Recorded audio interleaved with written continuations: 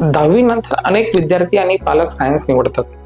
यामागची कारणं की सायन्स क्षेत्रामध्ये जे पॅकेजेस आता उपलब्ध आहे विद्यार्थ्यांना हे भरघोस प्रमाणात आहे. दुसरं की जागतिक जे डेव्हलपमेंट होत आहे तर त्या डेव्हलपमेंटमध्ये सायन्स या शाखेचा भरपूर हातभार आहे. तिसरं की अनेक पालकांची इच्छा असते की आमच्या विद्यार्थ्यांना, आमच्या पाल्याला लवकर आर्थिक स्थैर्य निर्माण झालं पाहिजे. तर आर्थिक स्थैर्य मिळवण्यासाठी सायन्स शाखा, सायन्स स्ट्रीम ही सगळ्यात बेस्ट आहे.